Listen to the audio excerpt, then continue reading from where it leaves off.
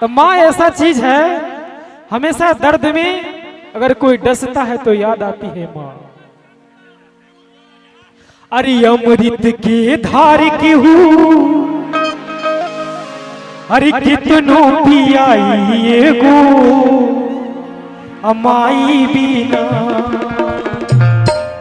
प्रेम से बोलिए साची दरबार की। ये जीवन में सच में भले घर में कुछ भी हो जाओ, भाई भौजाई पटीदार अटीदार दुनिया के सबे भरल हो गए, जब कहीं से आवल जला जब माई ना रहे तब लोग के पता चले। मगर कुछ ऐसा परिवार बा कि जब माई भी आ तो वही के मेहरारू के सामने माई के कोनो बहुत तो नहीं पता चला। वही जब अपना मेहरारू के संडिल के ऊपर संडिल चढ़ा कर रात दिन डमरिया घुमावता नहीं, मगर वही जब अपना महतारी बिना चप्पल के रात दिन धान काटत या बाकी केहू ध्यान देवे वाला बना। तो कम से कम अपनी माँ बाप को भी हमें कदर करना है और अपने माँ बाप का भी हमें फर्ज निभाना है कि शायद हम बेटा जन्मे हैं तो मेरा भी फर्ज बनता है कि हमें माँ को भी नाम ऊंचा करना है और माँ को भी हमें कदर करना है। अरे अमृत के धार की हूँ, अरे कितनों पियाई एगो अमाई बिना। कैसे करे जावा चुराई भाई एगो माई बिना। कैसे करे जावा चुराई भाई एगो माई बिना। अमृत के धार की हूँ कितनों पियाई एगो माई बिना।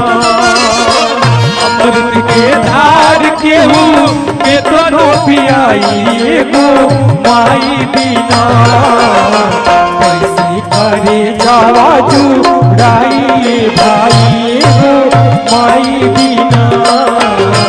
कैसे करे जावा चुराई भाई एगो माई बिना।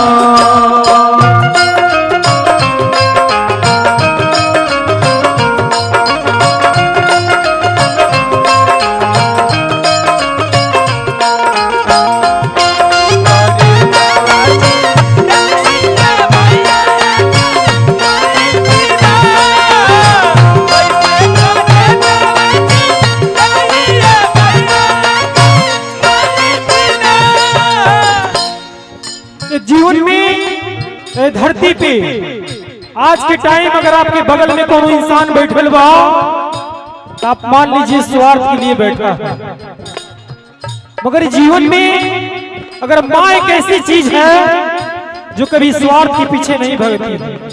अभी हम कमा के आएंगे ना तो मेरे पिता बोलेंगे अरे बाबू 10 रुपया लेके आए बकी, मगर अटीदारों पटीदार कही कि का हो लखन बाबू का लड़के वाले बड़े कुछ मिठाई उठाई लेके नहीं लेका। मगर कभी भी माई जब देखे ले तो कहे ले का हो जा खाए पिए का ना मिलत रहला का यहू जाके देहिया तक गमा देले बड़ो। तो माँ एक ऐसी चीज है, माँ कभी स्वार्थ के पीछे नहीं भगती है। मिली जाई भाई बंधु पूरा परिवार हो,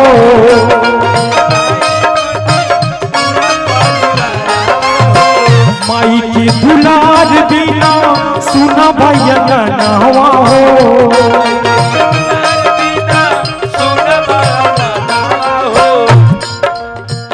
सच में जीवन में हम दिल से बोलते नहीं, अगर हमारे मुश्किल घड़ी में मेरे परिवार में किसी ने साथ नहीं दिया, मगर मेरी माँ हमेशा बोलती रही कि बेटा जाओ तुम्हारा बेटा हमारा हमरे 3 गो लड़का बड़ा सन भले 2 गो लड़का तारा का साथ लगा सन दे, मगर बाबू तू कभी हिम्मत मत हारना।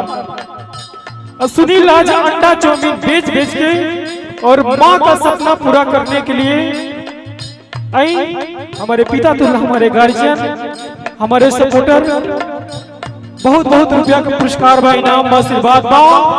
वो माई से विनती बा कि ये माई अगर हमारा आवाज रोरा पास जात हुई तो चाचा के घर में इतना रुपया बरसे कि रुपया से हमने के भी परिवार चल जाए।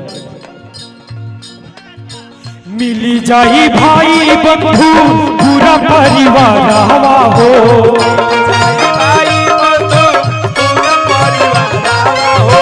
माई की दुलार बिना सुना भाई गानावा हो,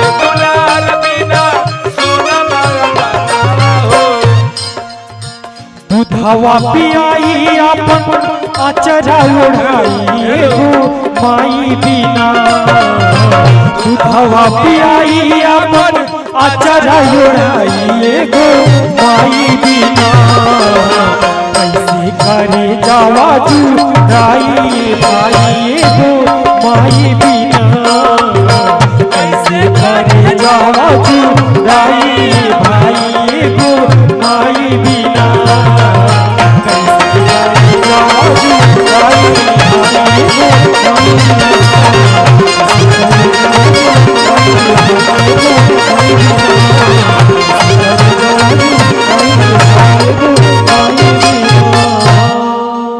प्रेम से बोलिए साची दरबार की।